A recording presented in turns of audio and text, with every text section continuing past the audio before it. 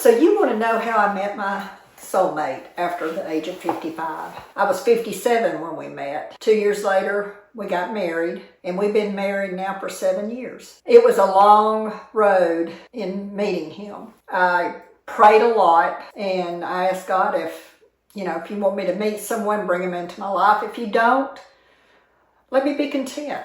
Sometimes I was very content, and sometimes I'd get really lonely.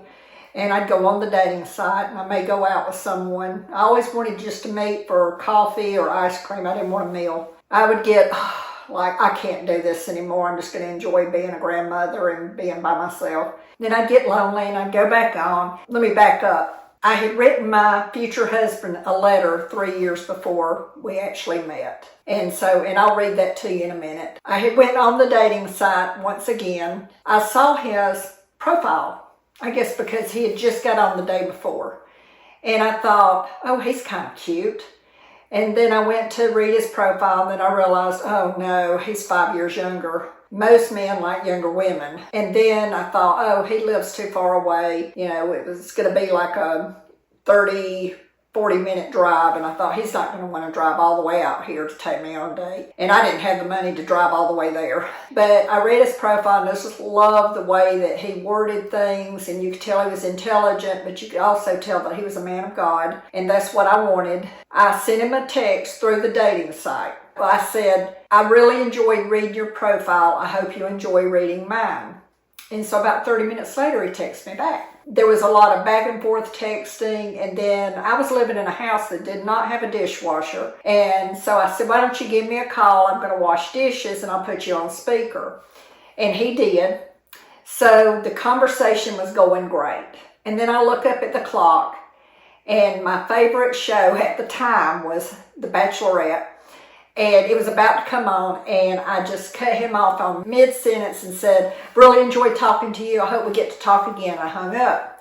And he told me later that he thought that maybe I was getting a call from someone that I was hoping to get a call from, or worse yet, my husband walked in. I texted him first thing the next morning and told him once again that I really enjoyed our conversation the night before. So all day we text back and forth and back and forth.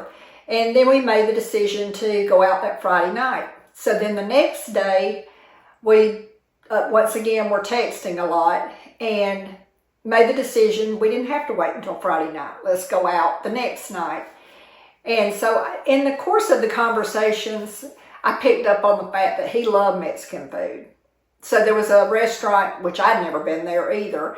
And so I said, well, let's meet at this restaurant. So we did, and when I walked in, he was already there waiting on me, and he stood up and smiled. It's hard to explain, but it's like, of course, I thought he was very handsome, but it was like a connection of the souls. And I knew that night, it was like God said, here he is. And I knew that night that he was going to be my future husband. Now, it took him a little longer. We enjoyed our meal and the conversation, and I didn't realize it until he told me later that the entire time that we were talking, I was patting his hand.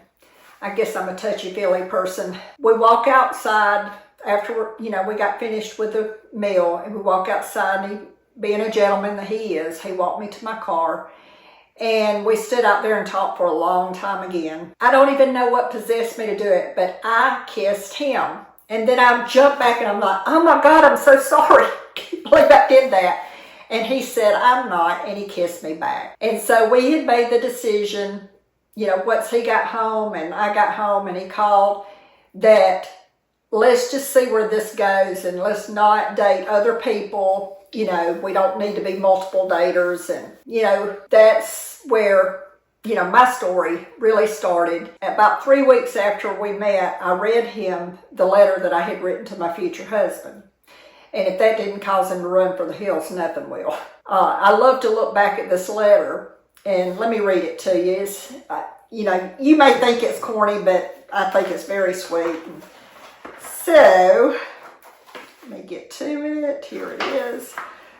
I wrote this in 2013. So maybe it's 2 years, not 3.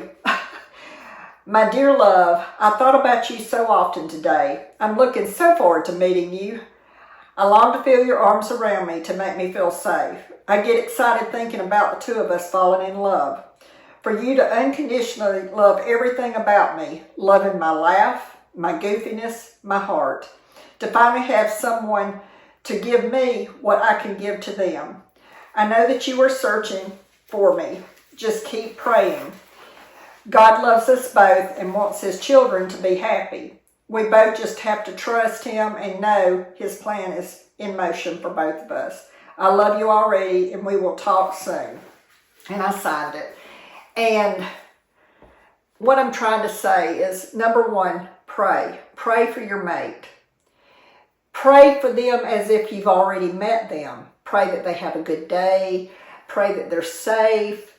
And pray that God will bring them into your life in his perfect timing, not ours.